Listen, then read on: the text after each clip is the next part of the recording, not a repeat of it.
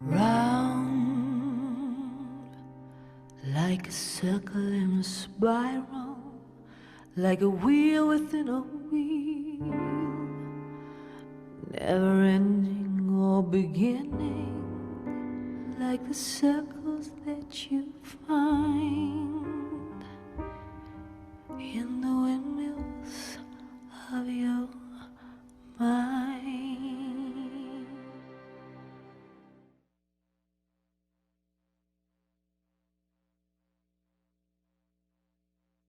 Visit StogieGeeks.com/Debonaire for a list of retailers who carry Debonaire cigars. Buy some today and get a little more Debonaire. Hey, welcome back, everyone, to the Stogie Geek Show. Can you hear me in your headphones yet? Yeah. Okay, Yeah, now I good. hear both, yeah. So a note about our live stream. If you're watching the live stream on our website, StogieGeeks.com/live, you can go there every Monday night. The chat wasn't working. Well, the video wasn't working, and then the chat wasn't working. We just fixed the chat. So if you refresh the page, you'll be able to watch the video and say hi to us and everyone else in the chat. So I apologize. I don't know what happened, but we fixed it. So Debonaire Ideal this week, Will. What do you got? So it's funny because we started talking about this in the first segment, and you guys didn't even know the motivation for why I wanted to do this segment on naming a cigar. So I'll make a little announcement. My oldest son has started working in a cigar shop. And he's working in my local cigar shop, which I don't know if that's a good thing. So he just started last week, and he's learning about cigars, and he was hired because they needed someone to handle inventory, work the do all that stuff too, which is really what they need. And he had some experience with that, and he's making a little extra money. And the hardest thing he was challenged with were cigar names, because a lot of times, he had to sometimes look up, when it didn't have a SKU on it or a barcode, he had to go look up the cigar name, and that became a bit of a challenge, and we talked about it, for example, with Las Cumbres brands. There's Señoral, and then there's Freya. Yeah. And sometimes, saying the name of the cigar, you want to get the Vitola name right. So I thought it was interesting to kind of look at maybe what some things are, and I'm glad Emma's here because we could talk a little more about this. What are some things to basically identify what's a good cigar, what goes into a very good cigar name? Sorry. Go ahead. No. Please Emma's continue. excited. She wants to. know. She wants to weigh in this topic. We're Will. talking about something I really love here. No, and here's the thing. I love the fact that you have these unique names. Thank you. I love that it puts an identity on it. And what I think, and I'm not just saying this because you're on, what I think you did real well was, you put in the Norwegian name, and then you have the Vitola name. And sometimes, so I think that's a very good thing. So maybe just get your thoughts on that, and then Paul and I can kind of weigh in on that as well. Absolutely. So, like I said, I love that you use the word identity. Because that's really what it is. I'm not gonna say what's a good name or not a good name, because that's very, very personal to each manufacturer, to each brand owner, to each face of a brand or whatnot.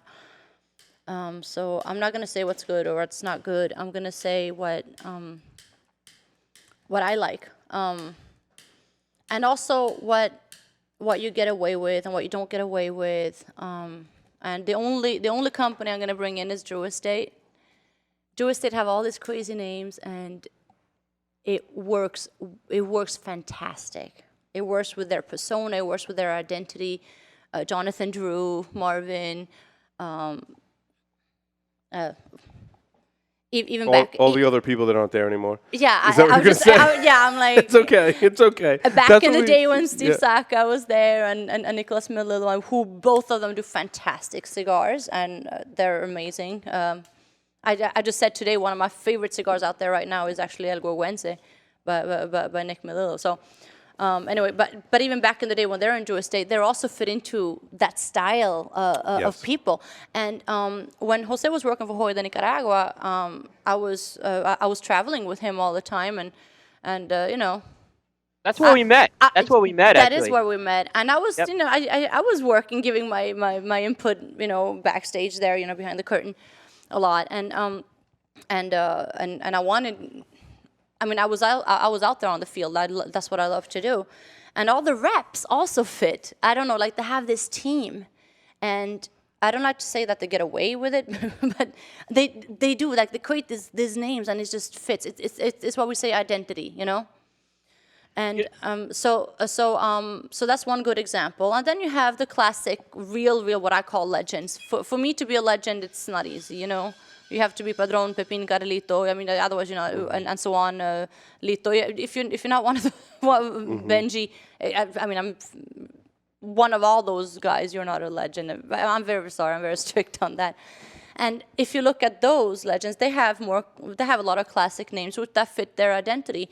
So when I found the name Señorial, I say found because when I chose the name Señorial, I didn't know that word yet.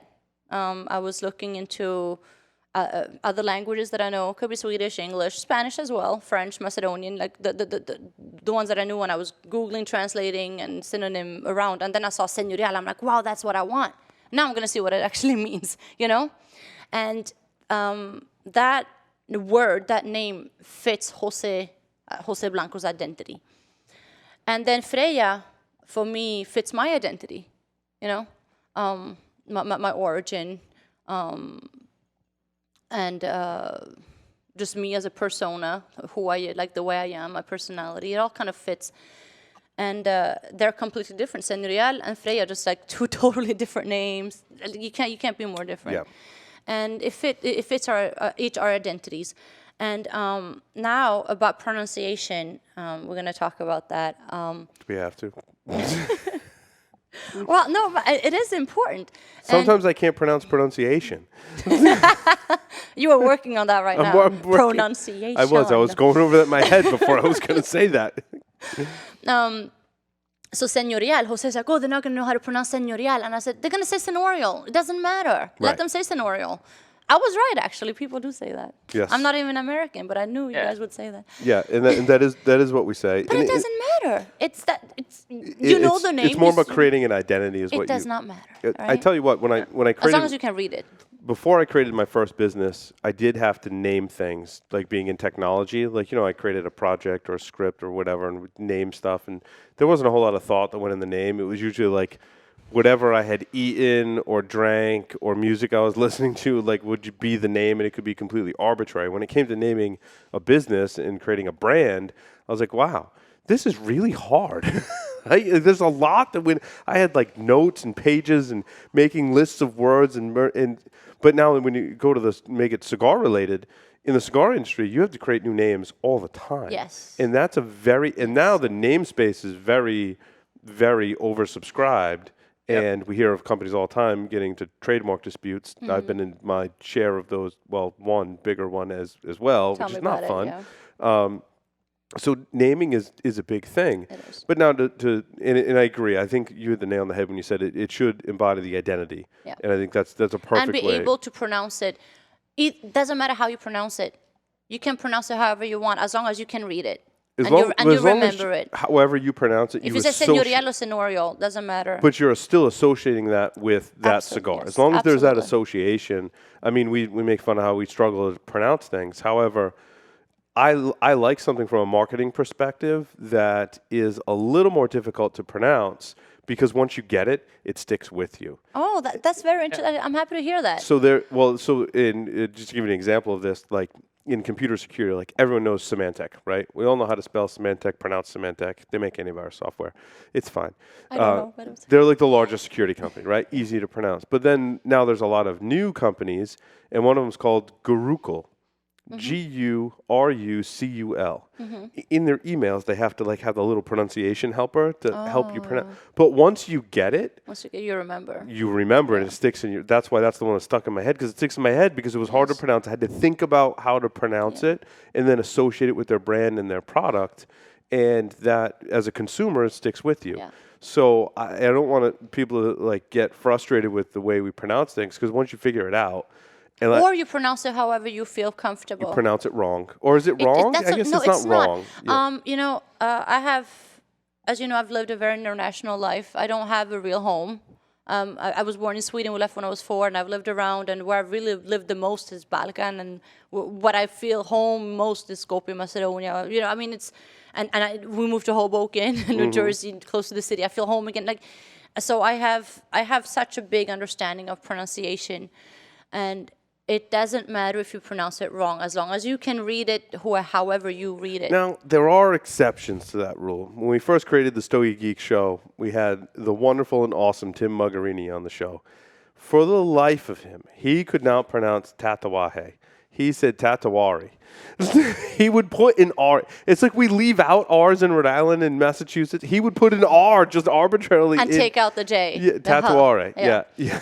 But even when I tried to coach him on it, like live on the show, he would still say Tatawari. Yeah, but still, but it's still understood. It's still understood. But what it did was, while Tim was pronouncing it so-called wrong, is people really identified with the brand, and it kind of like became a thing. People thought it was really funny. And we've got, audio clips from other shows, like sending us in audio and basically centering it around the fact that Tim pronounced it wrong. It was actually a good branding exercise for that brand because it was kind of like a running joke on the show. So it makes me feel better about pronouncing things wrong. But I have a very good understanding of that. 2 good examples, I'm going to say, just from life in general. So you know that I grew up in France. Mm-hmm. You might know or not know, it doesn't matter. And so French really became my first language as a child. And I'm kind of doing the same to Jasper. Like, he's lived in four places already. He's 4 years. He hasn't even turned 4 yet. The brand Ralph Lauren, as a kid, I always said Ralph Lauren.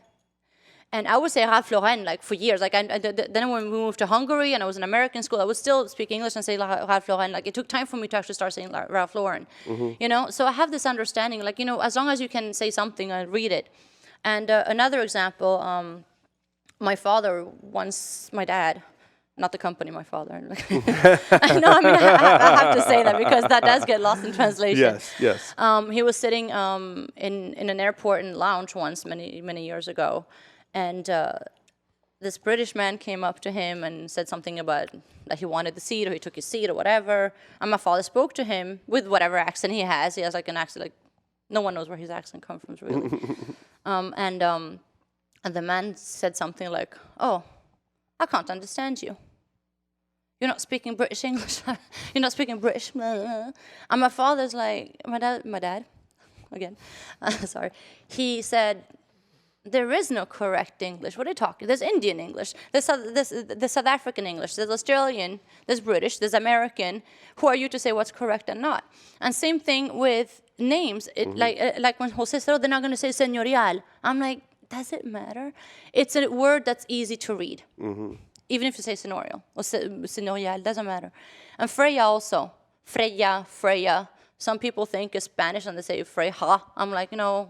In Scandinavian, the J is not H, it's yeah. But it doesn't matter. As long as it's easy to read, easy to say. Now, that's the name of the brand. Now, the SKUs is a different story. The SKUs of Señorial and Señorial Maduro and Freya 12 and Freya Nocturnal. Well, I'm not saying Señorial Connecticut because those are English names, so that's easy. But all the other SKUs that we have, the majority of our SKUs are difficult to pronounce. Now, however, we never just put the name. We put Corona, Corona Larga, right. Corona Gorda, Robusto, Toro, 6x60, box press, whatever. So if someone doesn't know how to pronounce it or is afraid to or doesn't want to deal with it, it's okay as long as they know the size. Mm-hmm. And then it's your own choice if you want to actually really say the name of it. And for example, I see the Scandinavian people who post a lot about Freya. They love Freya, both from a profile point of view. They used to smoke, of course, a lot of Cubans. Most international countries are, and it does have a lot of that Cuban-esque creamy sweetness to it, especially in the finish. And they feel comfortable with it, so they post a lot about Freya. And when they post about Freya, they don't post Corona or Robusto Toro. They post the names. Right. You know. Yeah. And whereas the Americans are going to post the size, and it doesn't matter as long as you know what you want. However, the brand name, the name of Señorial, Freya, whatever you want to say, that has to be. You have to be able to pronounce it and say it so that you can buy it. because a lot of consumers could be shy and be like, oh, I want that cigar, I just don't know what it's called, I don't remember what it's called, I don't know how to pronounce it, I'll buy something else. Yeah. No. So that's why that's important. Whereas the SKUs, the Vitolas, the sizes, doesn't matter. Then They you can say, I choose. want that in the Toro. Yeah, exactly. Yeah, Exactly. No, I agree. So for me, that kind of sums that up in my point of view. But here's what I like going back to your point. So I'm going to use the example of my son. You have Thor's Toro, okay? Well, okay, so someone may be looking for the Freya Toro. And what was good is you had Thor's Toro, so you were able to he's able to type in Freya Toro, and it comes up Thor's Toro. You know, for someone working a register, it made it easier, but at the same time, you have that identity in there with the Thor piece in there. Yeah. That was a fun... that has a little fun story to it too. So I want everything to have a meaning, as you know. I love that part. It's artistic, and I love marketing. I love art, and I love cigars, and I love tobacco, and it all becomes very artistic in the end. And for every SKU of Freya, I literally study Norse mythology, and I really read into it so it all fits. I don't want anything to not fit. Now Thor's Toro. Actually, Thor's Toro sounds better in English. Thor's Toro sounds cool. I chose it because it does sound cool, you know? Right. And my friend Danilo, who's living with us for 6 months, so he's half Swedish, half Macedonian. And he's this big Viking freak, like Norse mythology. He's like this believer, you know? And he was teaching me a lot about it. And he's like, you can't call it Thor. He's above Freya. The name is Freya, and you cannot have Thor under Freya. I'm like, look, Thor's Toro just sounds cool. Just leave it. You know? Sometimes you got to go with the cool Sometimes factor. you have to. And it still goes into Norse mythology, though. So sometimes you have to go with what sounds cool and fun and what customers are going to like, but still make it fit. And sometimes you really study. Like for the Freya Nocturnal, it's all about the Yggdrasil tree and the 9 worlds. It's all about that. And the Nocturnal also has a meaning to it. Okay, this is very far-fetched. Okay, this is like my imagination going. I think stories that have brands that have a story like that is pretty cool. Good. Right? It's Well, cool. the Freya Yeah. Nocturnal, the reason why it's called Nocturnal, and this is not something that's obvious, this is like in my own mind. I didn't want to say Maduro because I wanted to continue with all this North mythology, mystical, fun names, and to have Maduro there would be like, poof, you know. Hey, like, where's that coming from? I know. And like, oh, she got lazy. So Nocturnal for me is because Maduro is dark. Maduro means ripe, but I mean, it's a dark wrapper. So I wanted to make it nocturnal, like in the night. And Freya has her falcon wings, as you see in the painting. And so I'm imagining Freya flying around with her falcon wings, creating the northern lights, which is also said, and in the night. And she's flying over the 9 worlds in the night, and that's Freya Nocturnal. No, that's cool. And like I said, the brands that And that's not really obvious. That's just... Yeah, but they have like a story behind Yeah, it. this And little I think story. that's important. Oh, speaking by the way of the whole design thing, because I was told about the color of Freya 12, I forgot. The Freya Nocturnal box is red. It's very, very dark red, kind of like your walls. That kind of like dark earthy red. And I changed the color of her dress. Instead of being a blue dress, it's a dark red dress. Nice. So played around with that. And that all goes together with Jose Blanco's Señorial and Emma Victorson's Freya under Las Gombres Tabacos. It's separated, and we keep the same name, and we then play with the SKU names, with the Vitola names. Will, more thoughts on the names? I don't know if you had some more notes. No, I think we hit all the points I wanted to hit with that. So I think I didn't have anything else on that. I think that was a good discussion. Yeah. But I'm so glad you bring it up though, because that's almost never brought up. That's very seldom brought up. Yeah. And well, in my case, it means a lot. So we live in all of the names of the cigars we smoke because we have to come on the air and try and pronounce them. And if there's a story behind it, tell the story. Which, for marketing purposes, I believe it's very important because if we talk about 6 different cigars and one of them has this like really cool story about Norse mythology, that may be the one they remember after they listen to the show. So I think you're on to something there. Thank you. Exactly. Yep. With that, we're going to take a short break, come back, and talk about our stogies for the week. Stay tuned. Don't go anywhere.